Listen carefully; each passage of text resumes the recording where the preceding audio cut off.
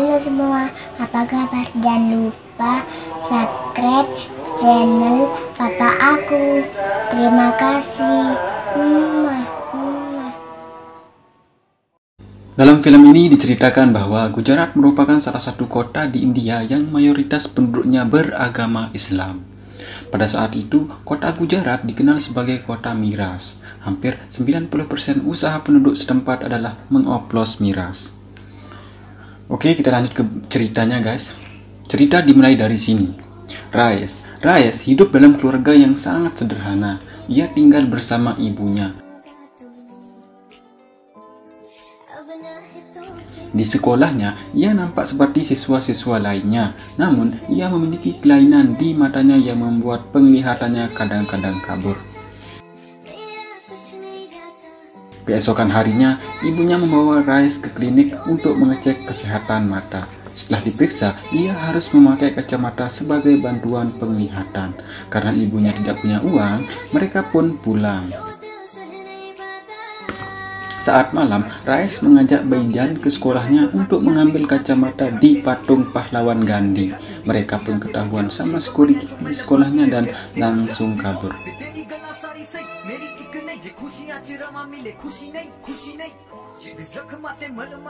Keesokannya, ia sendiri pergi ke klinik untuk dipasangkan kaca yang telah ia curi. Tapi ia diketawai. Karena dokternya sangat baik, ia pun dikasih uang untuk membeli kacamata. Terlihat Raes begitu senang karena bisa melihat dengan normal. Tiba-tiba, ia melihat polisi datang untuk merazia kota tersebut. Mereka pun berlari dan meniup peluit sebagai tanda akan ada razia. Tampak para penjual miras panik dan menyembunyikan miras oplosan mereka. Di depan toko miras tersebut terlihat banyak orang dan polisi. Kemudian, salah satu polisi menyuruh Raes menghadapnya dan ditampar. Kemudian, ibunya datang dan memeluk Raes. Bismillah, kata bijak sang ibu keluar. Tak ada usaha yang kecil dan tak ada keyakinan yang lebih selain usaha. Wow. Setelah para polisi menangkap para penjual miras oplosan tersebut, Raes dan Baijan pun harus kehilangan pekerjaan. Ia pun mencari kerjaan di salah satu penjual miras impor milik Jairat Seth.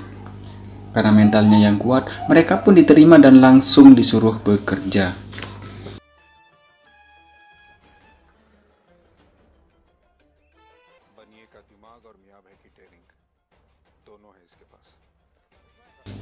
10 tahun kemudian, Baijan dan Raes sudah dewasa. Raes yang sudah begitu lama bergantung pada Jairat Seth akhirnya memutuskan untuk membuat usaha miras sendiri.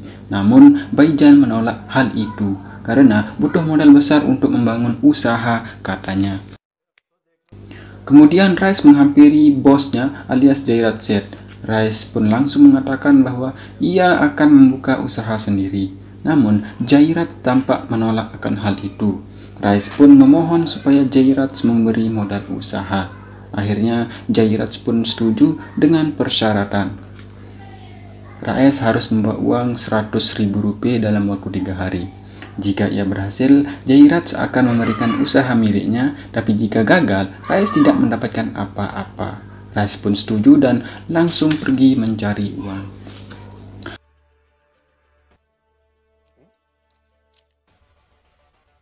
Kemudian Raes dan Baijan meminjam mobil temannya. Sampai di pertengahan jalan, mobil yang dipinjamnya ditukar dengan satu truk kambing, lalu ia pergi ke Mumbai untuk dijual. Sampai di sana, mereka mencari tempat untuk berjualan. Ia pun bertanya pada salah satu penjual. Karena mereka penjual baru dan tidak punya izin, mereka pun disuruh untuk pulang. Karena tidak diterima dikatakan pemuda mata empat, Raes pun naik pitam dan menghajar penjual tersebut. Mereka pun berkelahi dan ribut.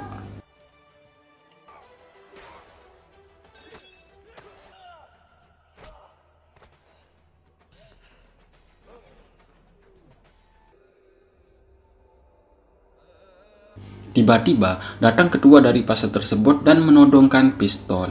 Raes langsung mengambil pistol tersebut dan langsung pingsan karena kecapean. Kemudian mereka berada di sebuah masjid bersama ketua pasar tadi. Namanya adalah Musa. Rais meminta ganti rugi atas kambingnya yang hilang tapi tidak dikasih. Akhirnya mereka pun pulang dengan kereta api. Dalam kereta api tersebut tampak seseorang yang mengawasinya. Sampai di rumah, mereka pun membicarakan sesuatu hal. Tiba-tiba datang seseorang dan itu adalah orang yang berada di kereta api tadi. Orang tersebut merupakan anak buah Musa. Kemudian ia membuka koper yang berisikan banyak uang. Tampak Rais dan Baijan pun kaget. Uang ini sebagai ganti rugi atas kambing kalian, kata anak buah Musa. Lalu orang ini pun langsung pergi begitu saja. Dimulai dari sini, Rais dan Baijan berhenti jadi pengikut Jairaj. Keesokannya mereka pun membuat usaha menjual miras impor. Dan mereka pun bernyanyi ria. Yo, nyanyi terus.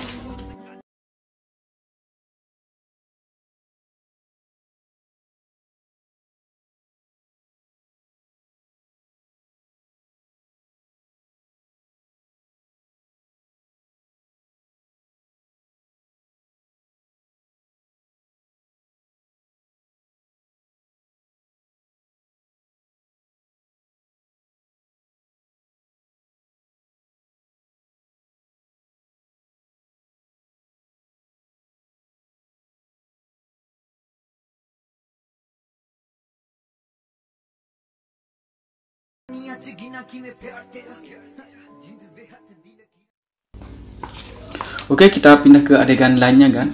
Tampak inspektur polisi namanya adalah Majmudar. Ia akan ditugaskan di Fatehpura, Gujarat untuk membasmi para penjual miras yang ada di sana.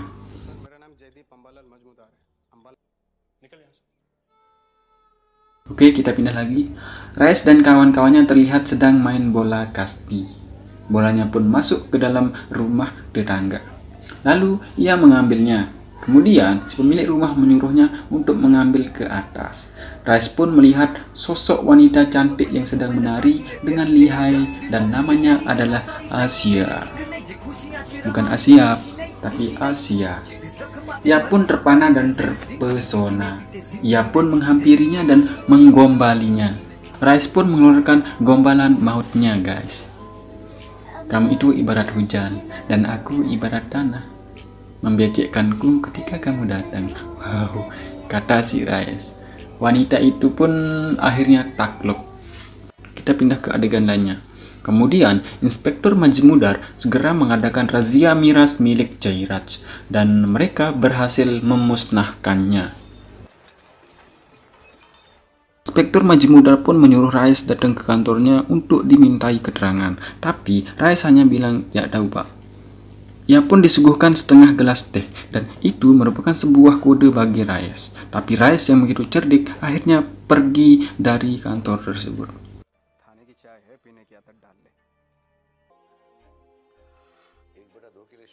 Rais dan teman-temannya pun menyusun strategi agar bisa lolos dari kepungan razia Inspektur Majmudar. Setelah truk dibuka, ternyata berisi setengah gelas teh. Wow, lucu guys.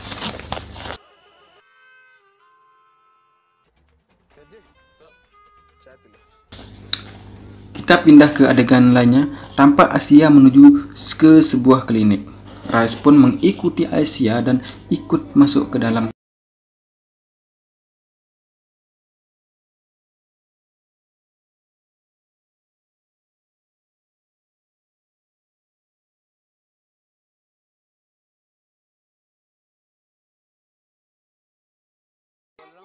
Next, Inspektur Majmudar tampak sedang mengadakan razia besar-besaran di seluruh jalanan Fatehpura.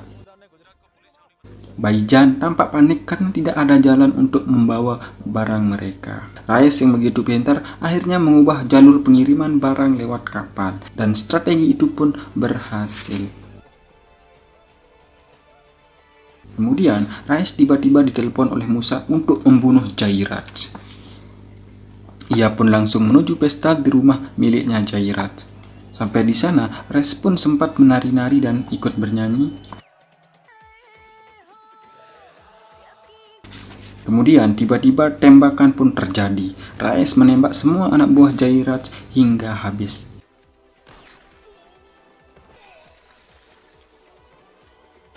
Kemudian Rais bertemu dengan Jairaj. Tampak Rais menangis ketika menatap Jairaj, karena Rais sendiri besar dididik olehnya guys ya. Kasihan juga. Tapi ia harus terpaksa membunuhnya demi bisnisnya dengan Musa. Rais pun pulang dan menceritakan kepada istrinya tentang semua hal yang telah ia lakukan. Oke, bagaimana kisah selanjutnya kan? Apakah Rais mampu mempertahankan bisnisnya dan apa hubungan Rais dengan Musa? Lalu bagaimana kisah asmara mereka?